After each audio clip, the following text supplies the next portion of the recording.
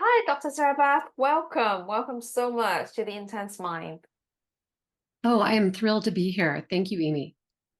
Yes, well, when I saw your profile, I felt, oh my God, I need her because the things you wrote about, I hear again and again from people that I work with, I personally really resonate with. I'm in a juncture in my life where I particularly need to hear it. So I thought I have to get you. And then I got a really enthusiastic response from you. So thank you so much. We have so much overlap between the work we do. I can't Mm. imagine a better person to talk to today. I think we have a ton of similarity. I'm glad you say that. What parts did you think overlap? What are some of the things you remember? I think we're both in a very niche realm of work. We focused on adults that are gifted or have multipotentiality, and that alone is a certain area of the workforce people don't understand. Mm, There's not a lot of literature about that. And I don't yes. talk a lot about how I'm focused on the gifted side of the spectrum because I mostly just work with adults in general that are having career issues. But I do have a sweet spot in my heart that a lot of my ideas came because I was studying giftedness literature.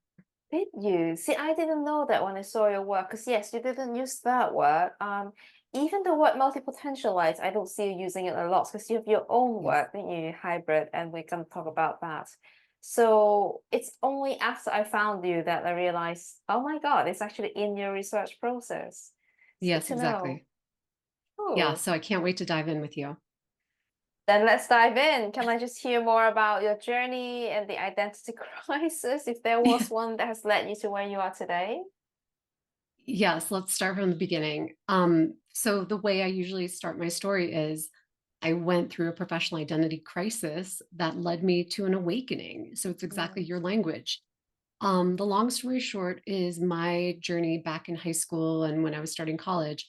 I was a very creative individual. I loved taking all forms of art class, but I was also very academic.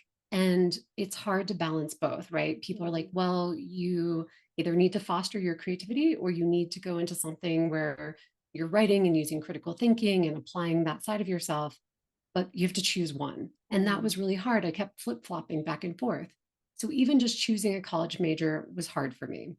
I ended up starting at a state university and then transferring to an art school where I found a program that was brand new called Visual and Critical Studies. So even in the title, it was a combination of both of the fields I loved. When I graduated, though, I remember going to my professor, who was my academic advisor, and saying, what do I do with this degree when I graduate? And he looked at me and smiled and just said, Sarabeth, you can do anything you want. What do you want to do? Which is a great, beautiful opening, but I felt lost. And along the way, I'm back in grad school, and people go, well, what are you trying to do with this degree when you graduate again? How do you answer the what do you do question? And I would freeze and get anxious mm. every time that question came up. I avoided that question because it gave me this whole, oh my God, I don't know. It was that anxious energy. Yeah. And that was actually my next big professional identity crisis because I knew at that point I had collected multiple identities. I was an artist, an Mm, educator, a mm, designer, and I was starting to become a researcher. mm. So here I am in grad school with four different things I love to do. And I knew I didn't want to be a professor. I wasn't trying to just be in a university full time, but I also didn't know what was next. And that was the moment I said, how do I define myself? How Mm. do I see myself? I said, there's actually an intersection here, and nobody has mentioned that that's possible. Nobody said, Sarabeth, you work at the intersection of these four. That's your uniqueness. It's not just the multi-potentiality of you, it's the hybridity. Hybridity Mm. is what happens at that intersection.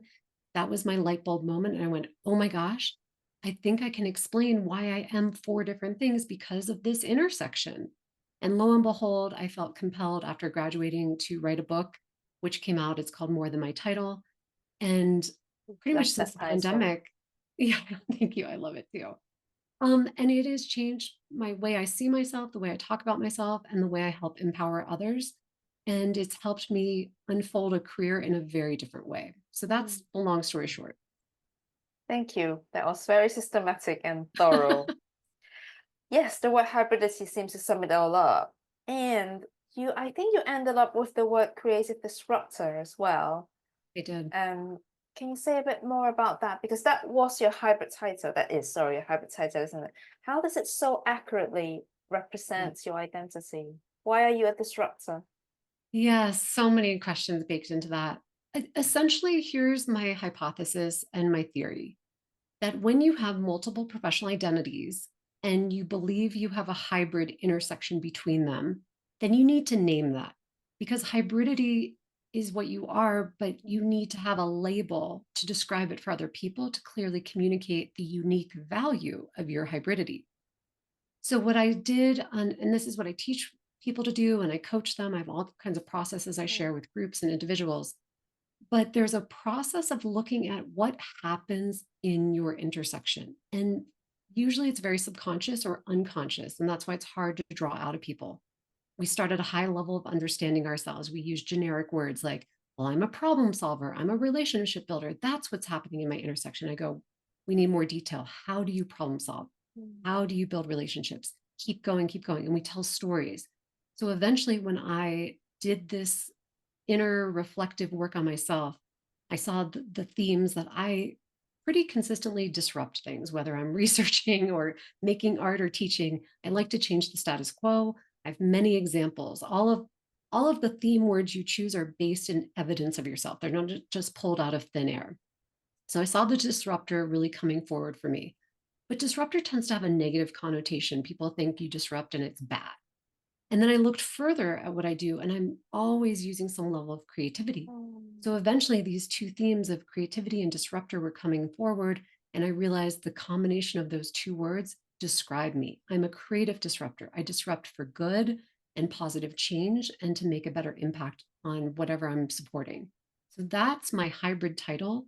And I teach people who don't know how to describe themselves and who say, I wear a lot of hats. I'm a jack of all trades. I just don't know how to call myself one thing. I say, what is your hybrid title? And then they go, what are you talking about? And when we find it, it literally gives people chills. yeah. I've had people find moment architect as their hybrid title or tension methodologist. There's these beautiful, very individual terms that come forward. That's wonderful. Are there some prompt questions or tools that you might suggest? I mean, off the top of my head, Yes. when you were speaking, certain pertinent work came to my mind, such as the parachute. What is, you know, what I was talking about, the finding your parachutes, or even personality inventories. And I'm sure you've heard of the strength finders, they're very Yes. popular. Would things like that be helpful, or would you suggest them to really find their own words? So I always say those things are starting points. But if you Mm, think about strengths finders or Myers-Briggs or DISC, any yeah. of the personality assessments, they all come back to your what you're one of 16 personalities or you're one of 50 words. Like these are set, defined bodies of work that don't allow your individuality to come through. So how do you find uniqueness when you're still the same label as everybody else? Mm. Where I go is a tool I've created called your first, best, or only, your FBO. A First, lot of the best, only.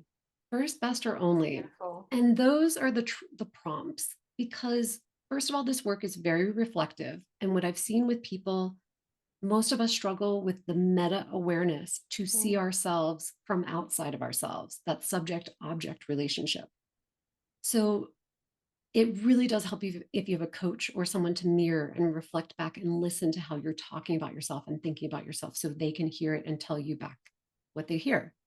But the prompts I use, your first, best, or only, are helpful because if I were to interview you right now, Imi, and say, tell me why you're unique, how do you do what you do?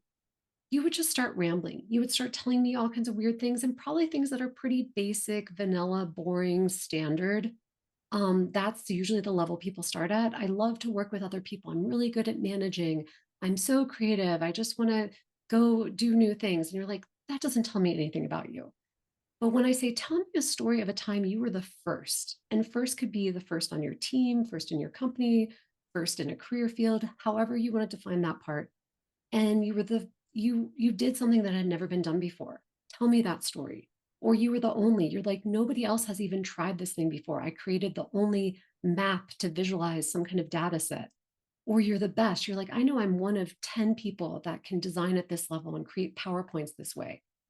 Those start to get into very specific qualities and things you do in a way only you do it, and help us understand just the novelty, the surprises, the unexpected qualities. When you tell a first, best, or only story, we take a few of those and we start to essentially triangulate the data.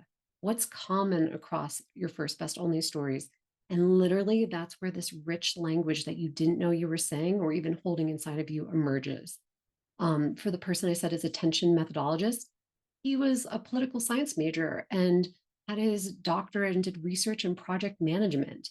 And he was talking about how he looked at his work office like a chessboard, and he was constantly moving the pieces and balancing the tension between projects and people. And I said, did you hear that unique word you just said? You balance the tension. And he went, yeah, I do. And that was what helped us find that as one of his special words. And so it's a process of this listening through stories that is Mm. where the language comes from. It's really good. Oh my God. I want to sign up to a coaching session with you already.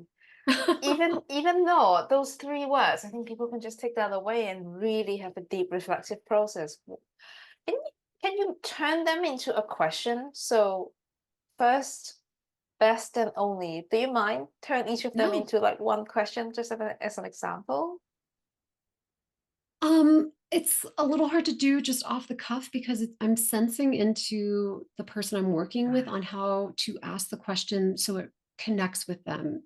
Sometimes right away I say, tell me a first, best, only story, and they go, sure, I've got it. But most of the time I have to sort of warm them up. We do a big visualization. I have them close their eyes Mm. and really kind of get into their memories.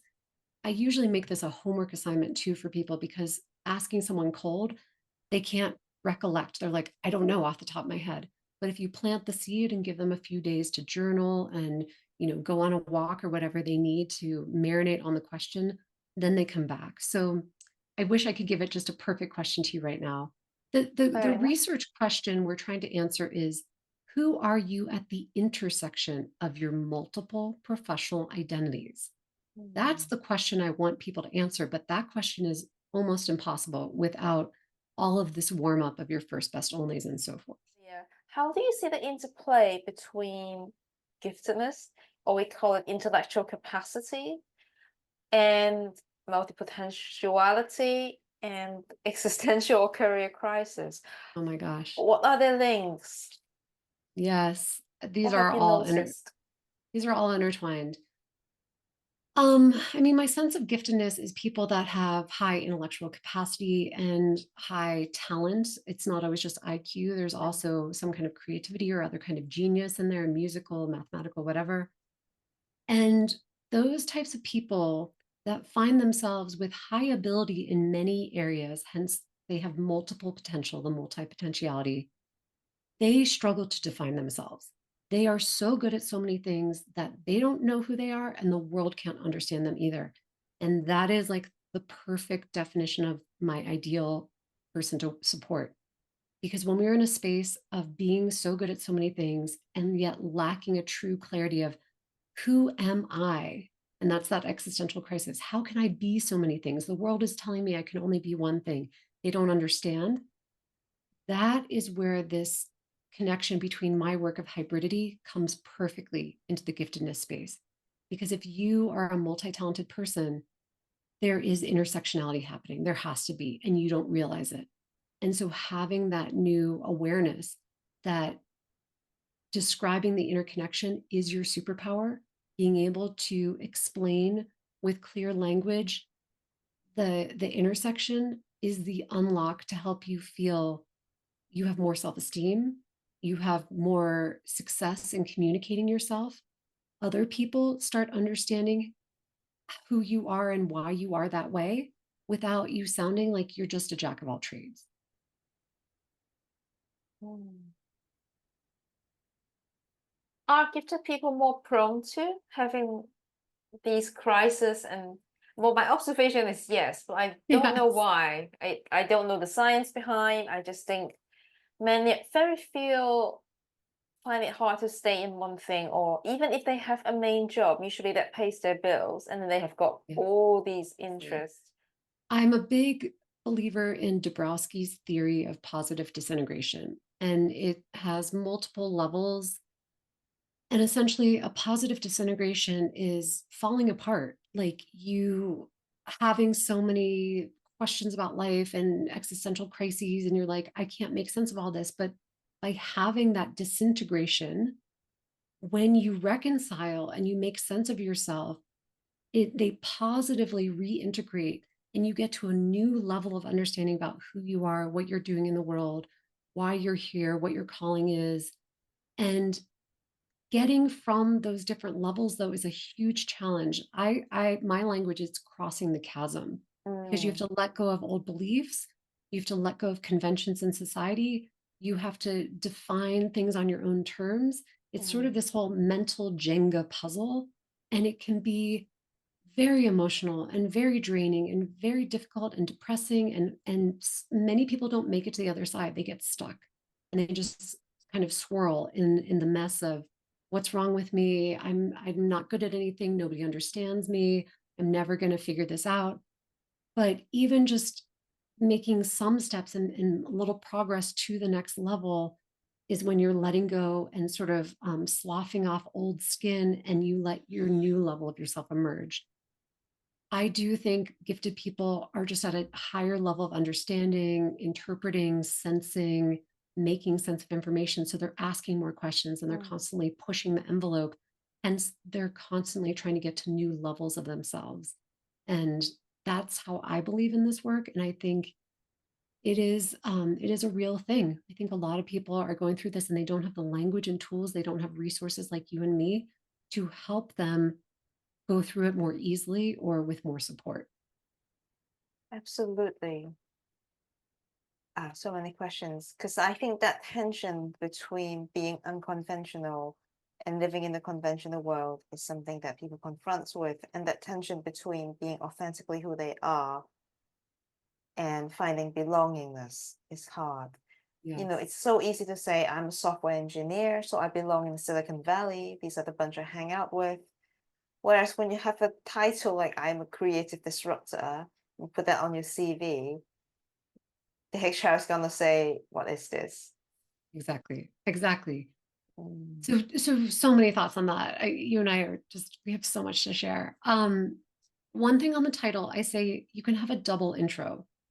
Use your professional identity or hybrid title, like I'm a creative disruptor, in conjunction or in parallel with some kind of formal title either you've been given or that you're trying to apply for. So my creative disruptor identity can fit anywhere I want it to. That's the beauty. I can work in medical industry or education or doing design. It doesn't matter. I just have to make the connection to wherever I'm trying to go, why I belong there. So if I'm trying to apply to a job that's a chief of staff in a tech company, I have to say, I'm a creative disruptor and I'm going to be successful and really provide more benefit in this role as a chief of staff, because here's how my identity supports that. And doing all this identity work gives you really clear language of anecdotes and support so that other people can see the connection. So that's part one.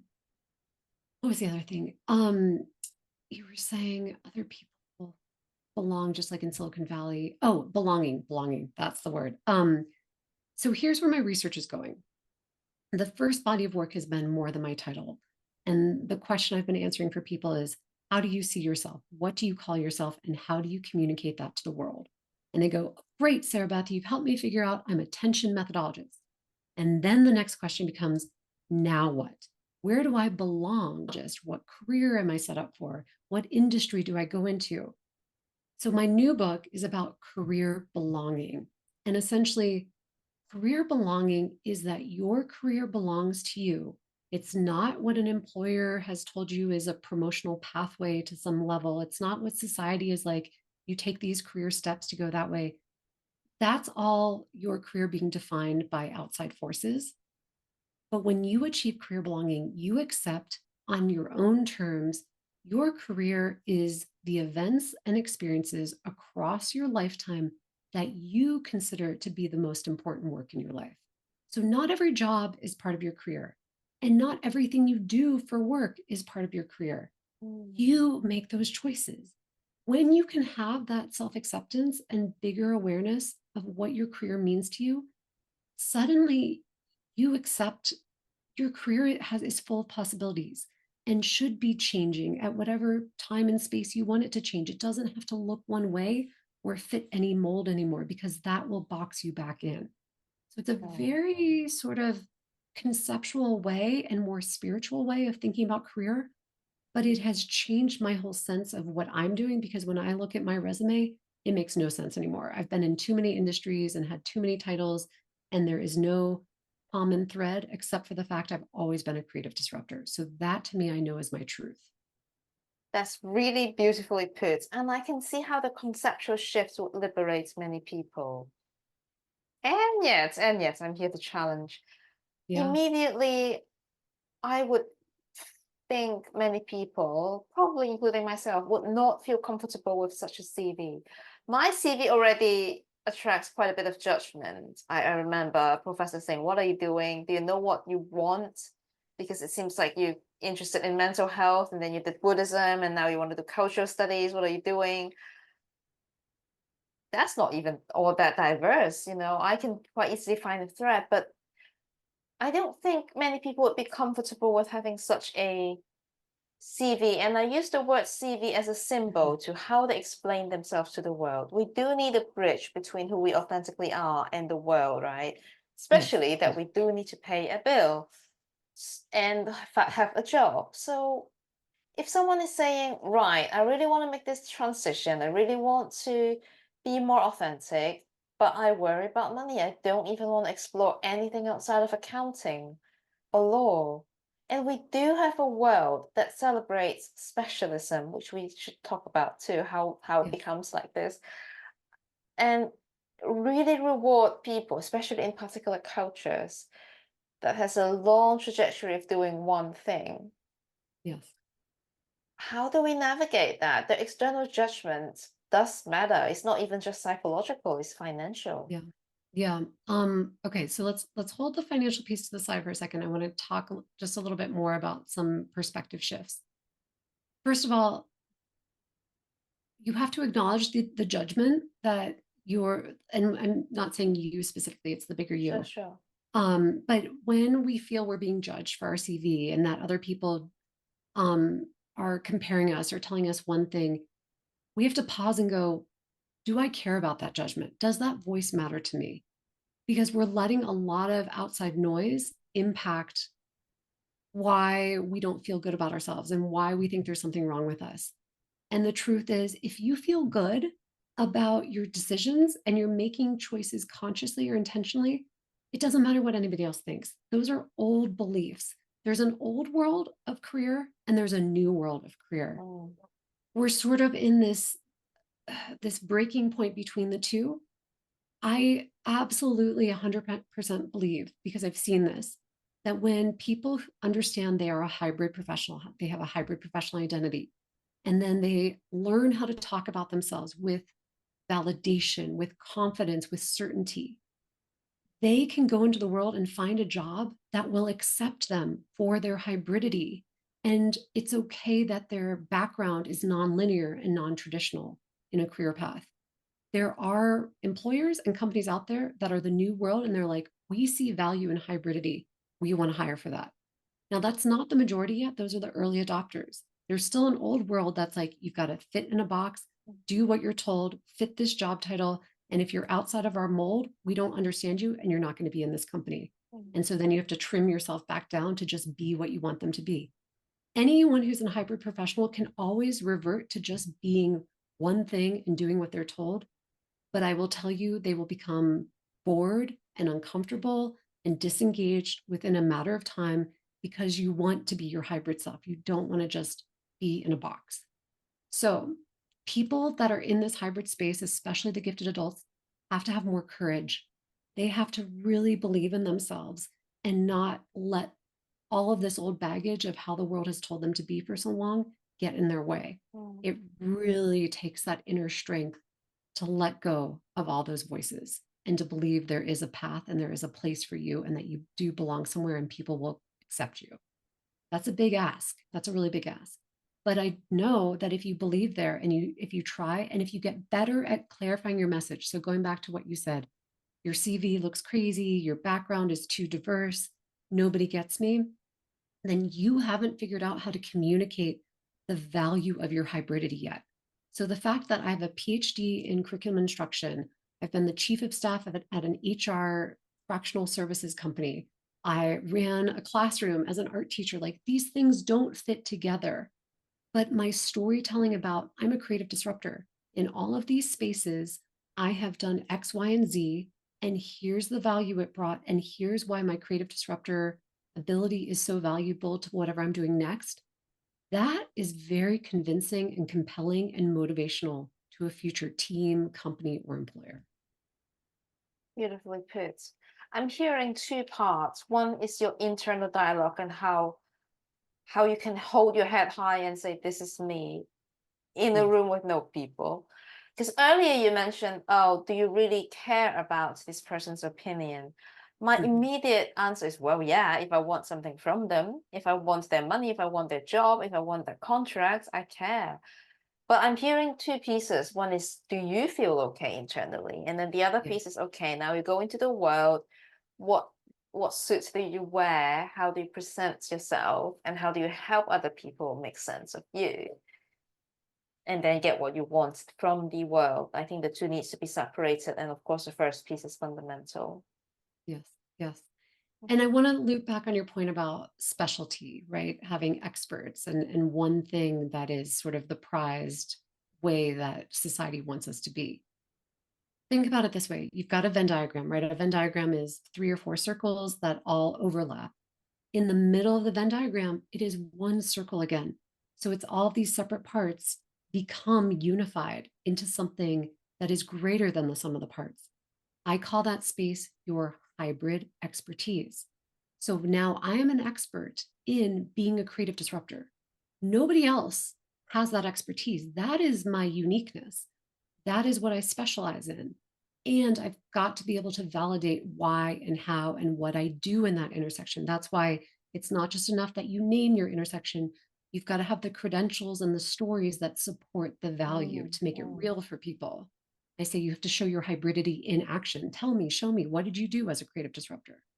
So I argue that the hybridity comes back into a hybrid expertise, and therefore you do have an expertise.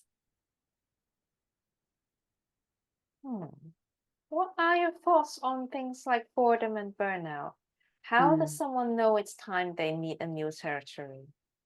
Uh, I go through this a lot Because myself. Yes. I have clients who just come in and say, I'm just this ADHD person. I can never stay. They're already beating themselves up. I said, do you Mhm. think maybe you burn out or bored or yeah, they say, oh yeah, but it's my problem. If I let my boredom guide me, I'll be changing job every day. So that's not feasible. But then at the same time, I want to encourage them to listen to their bodies. Yeah. How do we find the balance? When do we know we're just being a brat or versus there's something going on that we need to listen to? Yes. I definitely wish I had the perfect answer for this because I think it's part of my human experience as well. I'm just as much in this boat of when am I burned out and when am I doing too many things. I would say one of the practices that's helping me is doing more mindfulness, meditation, journaling, like noticing how to get still and noticing how to inventory all the things going on in my life so that I prioritize my self care or prioritize what needs to get done. I think those are just some really helpful tools. Um, but I think you've got to know yourself and it's okay to change jobs. I don't think there's limits anymore. Career span has grown from 40 years of our life to 60 years of our life because lifespan has increased to almost 100 years now. So it's ridiculous for us to think we're going to stay in one job for 10 or 20 years. I don't think that's the goal anymore. But also, staying in a job for 1 year and feeling burned out can be a thing too if you're in a really high pressure job. So think of your career as seasons and experiences that if you want to do something for a year or two and then you're like, I want to move on, That's okay. There's no rules anymore except the rules you give yourself. But if you're struggling in a role, I think it's what you said. Don't immediately assume it's because you're bored or burned out or you don't like your boss or your team is terrible and toxic. You need to kind of assess each situation case by case and see if it's something you need to change in yourself. Maybe it's a growth opportunity. Maybe this is a moment you need to learn how to do more collaboration or improve communication. Or is it really the job and it's time to move on? That just depends. For people who are hybrid, I do know a couple things. One is it's common that they have a side hustle or some side gigs that their passions are getting filled or a outside of work, few. or a few. Mm. Two, expressing that you have this hybrid identity while you're in a job, then you can expand the amount of projects or changing your interests so that the job keeps you more interested. For example, I was the director of an organization and I was running this innovation ecosystem for early childhood.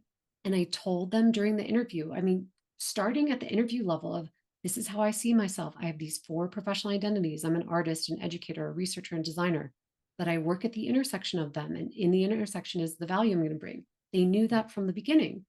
A couple months, maybe 90 days into the job, I see my manager in the hall and she's like, Sarabeth, how are you doing? Are you liking the work? And I said, it's going great, except right now I'm too heavy in my researcher identity. I'm kind of starting to burn out on all the research. I would really like to get more creativity back in, bring some of the designer identity in. So I'm trying to figure out how to incorporate that. And she goes, that's great feedback. I want you to feel that too. How can we shift your workload? What do we need to do? Wow, what a different kind of conversation that is with your boss or in your company because it's an identity conversation. You know your identity buckets, you know which ones are being filled or overfilled, and you can talk about how to shift them so you can incorporate and find whatever balance or integration you need. That takes advocacy on your part, it takes self knowledge, and you have to clearly communicate in the right way and at the right time with whoever you need to in your organization. So that's another tip. Thank you. You mentioned something earlier that I wasn't actually asking about, but now I want to ask that, which is I personally find it really hard to know when it is too much. So I think I had a tendency for many years to pile too much on. And then I went through a year of realizing, no, actually, I function the best when I only have one thing. So I got rid of everything. I quit this, I quit that. I only have this one goal. And then I became very anxious because that's like all like in one basket and I get bored. And then I ended up building too much again. It's almost like I could never find that balance. Like, how many? Mhm. Do you have any idea or tips on like, what's my number? Do I do three things? Do I have three strands or what? It's a great Like, question. Great question. Again, I don't know if I have the perfect answer because these are big, just personal, of individual course. questions. But here's what I do know for myself. When I start doing professional identity work with people, myself included, I say, we need to make a map. We need to write down all of the professional identities you think you have or you see in yourself. Nobody asks each other to do that. And it's a really cool exercise. That's my starting point. And usually I push people to write down 20 or 30 or 40 different professional identities so that we can see everything on one piece of paper. And when we do that, I start to go, okay, now we need to narrow which of these identities, and this is the criteria that I give. I say some of them are your primary professional identities, and some are secondary or tertiary. They're sort of a ranking order. In order to be a primary professional identity, the qualities are that you use the identity with a high frequency. It's one that shows up almost every day in your life. You enjoy it. It brings you a lot of energy and joy. It's a great one of your greatest areas of expertise. You feel like you have a lot of knowledge and competence and ability in this identity. And it's something you want to be known for. It's not something you want to hide. Mm. So when you use that criteria, you can start to quickly go, I do want to be known for a researcher, and research is something I love to do. And I can't imagine not doing it. Like a primary identity, if someone took it away from you, it's like losing a limb. You're like, oh my God, I need that back. It's essential. Then your secondary identities are really similar to primary, but they're used less frequently. You don't need to know, people don't need to know about them maybe in the first part of a conversation. Maybe you introduce it later on. So they're just they're things you use once in a while and they come back in. I limit people to 3 or 4 primary professional identities because that's really all we can manage at once. Mm. If you're saying your hybridity, if you made a Venn diagram with 10 circles and they're all overlapping, there's too much complexity going on at one time. Nobody can manage all of that at once. So 3 or 4 primary professional identities is sort of the range. And I found then you can understand those, like they're like the foundation of you. And then you can talk about, how do I manage and balance these primary professional identities? Does that help as a Yes. framework? Yes. Let's talk about money. Oh, yes. Back to the money. Well, I mean, we're Yes. talking about career here. I Yes. also, that whole Ikigai Venn diagram, Of what the course. world wants, what you're good at, and what you want to do. Do Yes. you think some circles are more important than the others? Should people value more what they want to do versus what the world wants, or are they equally important? What are your thoughts on Beautiful this? questions. I'd say it depends on the individual. Some people are really motivated by Beautiful money. answer. Yeah, some people are really motivated by family. I would Mm, also say it depends on the stage or time of life you're in. yeah. Before you're married and have kids, you can do so many more things. You have a different capacity. But once you have a family or you're trying to buy your first home or achieve other milestones, then you do need a certain level of income because you've got all these things that you're responsible for. And then later on, when you're retired, you've earned enough money that maybe now you're focused more on giving back and you're in a different season. There's a wonderful researcher named Aviva Wittenberg Cox. She's more of a thought leader. She talks about the 4-quarter life, and she says your life is kind of broken down every 25 years as a different stage. And your 0 to 25, you're focused on just growing up and learning about yourself and just getting your career started. And 25 to 50, you're more established, you're starting a family. So every quarter has different priorities. So I'd say, what stage of life are you in? What are your priorities? And then you start to match, okay, if I really care about money, then what markets have the highest earning potential and what jobs are lined up in those markets and how do I fit those jobs? So then it becomes a more calculated conversation. I will say, in the world of giftedness, I think people who are gifted tend to be more existential. They tend to be more focused on, what's my calling? What's my purpose? Why am I here? And that's my orientation as well. I want to reach my potential. So, yes, I need to earn enough money, but I'm not trying to become a gazillionaire. I want to feel fulfilled and Mm, feel like my life matters, like I'm doing something that's bigger than me. mm, And hence, I'm doing this research on professional identity, because whether or not this becomes a internationally known concept, I know I'm changing lives. I know people are reaching out to me and saying, your book mattered. And that makes me feel already like I'm a gazillionaire of just having impact. When someone's dissatisfied, unfulfilled, uncertain, lost, confused, disengaged, all of that, then it's an opportunity to say, what's going on? Why are you feeling that way? Is the career the thing? And usually what I find is people haven't done enough self-reflection to mm, understand what they believe in, who they are, and why. And when they can finally say with clarity and authenticity, I'm a creative disruptor.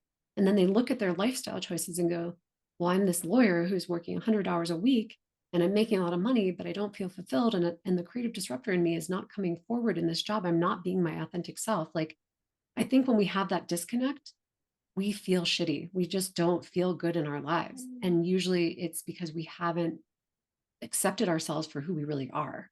And mm. so that is the kind of client that comes to me the most in a career transition. They're saying, I don't know where I fit or belong. Nobody accepts me. Nobody gets me. I keep losing jobs or being fired. Like, what's wrong here?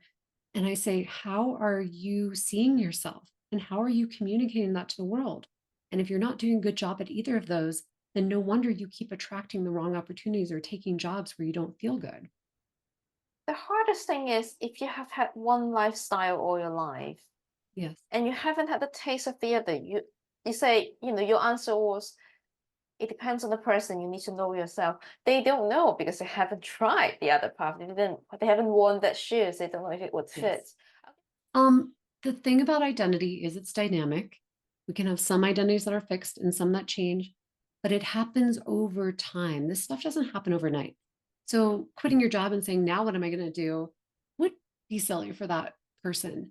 I think they need to start exploring. There's a whole identity exploration piece. There's literature on that before you commit to your next identity. Exactly what you're saying. If he doesn't have the experiences to inform what's more or less who he truly is inside, then that's the work he needs to be doing. And that could take years. It could be taking an art class for 6 weeks and then seeing how that felt, and then trying something else for another 2 months, or taking a mini sabbatical for 2 months and doing an internship somewhere else. The possibilities are endless. The only thing standing in our way is our own mind that's shutting us down and telling us, no, we're only seeing closed doors. Part of this work is stepping back and allowing more openness and trying things that actually we don't know why we're trying. There doesn't have to be a reason, but the I love act of that. trying can be a lesson. How do you have specific advice or suggestions for people who have a lot of money worries? A lot of money worries. Like if they're interested in something that would make them like, well, like this cliche example, I want to be a musician. Only 1 in 1,000 people make it. Maybe I can because I'm so gifted and I love it. I'm passionate, Yeah. but statistics doesn't say so. What do I do? I feel ashamed of my interest almost, for So example. there is no magic bullet. I think my sense on life, and maybe this is some of the gifted perspective, is you have to trust. There's the preparation and your own ability. You have to be ready and you have to have done the hard work, but you also have to trust that the opportunities will What's the come in hard sort of, work? I'm sorry, what's the hard work? Mm, The hard work is you going to school or getting degrees or putting gotcha. in the 10,000 hours of practice. Like, no, if you interview anyone who is famous, because I've studied this, I'm really interested in origin stories. Like, how did Brene Brown become so popular? How did Taylor Swift rise into fame? How did like Madonna become who she is? Anything like that. It did not happen overnight. Mm, You will go back and see these people were 10 years in the making before they hit a national or international level. And in those 10 years where they were unknown and they were in, bars and doing things on little podcasts that nobody had ever heard of before, that was their practice. That was them honing their craft and learning how to become who we now see that they are today. But they put in the time and effort. They didn't give up. And so entrepreneurs, I study a lot of entrepreneurs. I am in Boulder, Colorado, where we have a huge startup ecosystem. I support entrepreneurs, and they have to have that tenacity and that grit and that belief of, investors aren't coming, people didn't buy the product, maybe this isn't going to work. Maybe they do need to pivot their business model or make different decisions. But some of it is just that grind of day after day, year after year. They figure it out and they solve the next part and the next part. I think the same goes for individuals, whether mm, you're in the creative sector or medical sector or education, wherever you are. What, why are you trying so hard? What are you going towards? Are you just going for fame or money? Those are actually shallow goals. Those are very materialistic things. And I believe, to your point, if you're trying to just be who you are, your true authentic self, and that's enough for you, and you're enjoying and embracing being able to play music for 10 people mm, instead of 10 million, somehow more opportunities will come if you are mm. truly being yourself and being okay with this is enough. But it's some of our realities and our expectations of ourselves, like where are they coming from and why, and how are you just trusting that it's going to be okay no matter what? I love that. And I do think I'm personally trying very hard to cultivate that my integrity and authenticity would be enough to Mhm. take me to the next thing, even if when I don't see it yet. That just, Mm. looking into the dark cloud of uncertainty and trusting that something will come. It's really hard for grown adults. It's very hard for lots of gifted adults because a lot of them had a lot of responsibilities from a young age. You've Oh, yes. no idea how many parentified people I see. I believe that. The eldest child, the child of the immigrant parent, they always have to be the responsible one. So doing Yeah. something so naughty and Yes. indulgent to do something they like and authentic is unthinkable. Yes. And I think this is where therapy comes in. I'm so glad people like you exist because understanding the gifted, you know, profile, their psychology, and helping them work through their trauma, their childhood hurts and pains. Nobody can grow into their full potential until you've done some personal work like this. Mm. Yeah. So, okay, someone is at the cusp of wanting to find a profession. What are some advice you would give them? Or if I were to be more precise, how do they accumulate career capital in their Mm, evolution? Because we talk a lot about the inner work, the mindset, but are there any practical things they can do at this point, or specific questions they can ask themselves, yes, resources they can go to, yes. upskilling?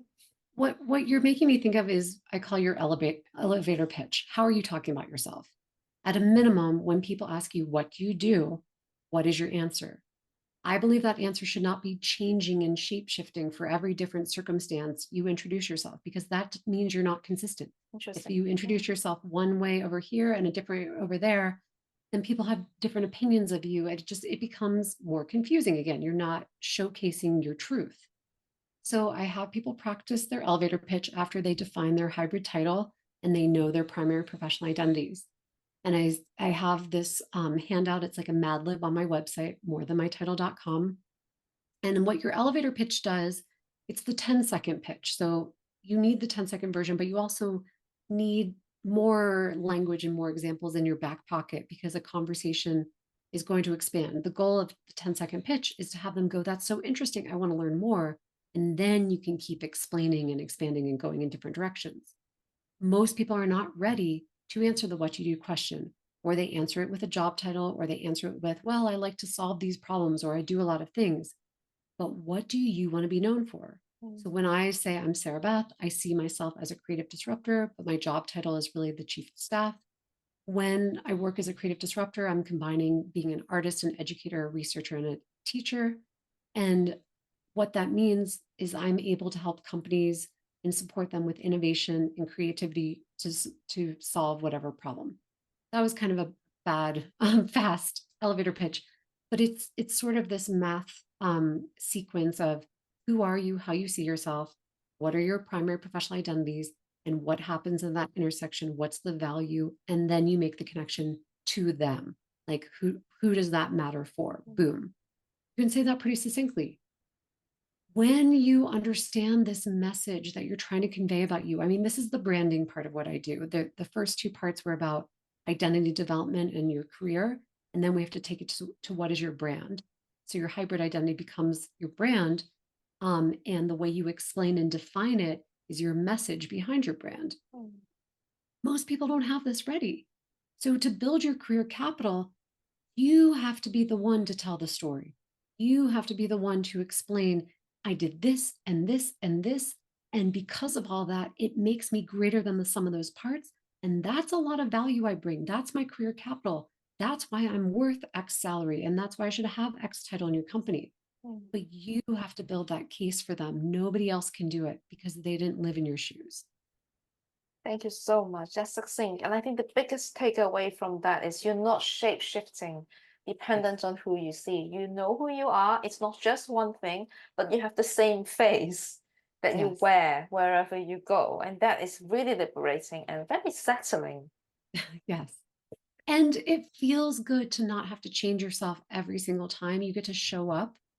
But it's like you have to make that bridge. You said this earlier that if you're trying to go into a different sector or industry or type of role, you have to make the connection to them, to the company, so they understand why do you fit here? And you get to explain that. And they'll see your opportunity. Understood. Oh my God, I can ask you 10 so Yeah. many questions, but I will respect your time. Thank you Thank so you. much. Where can people find you and where should they start if they want to know more about these concepts and honing their hybrid identity?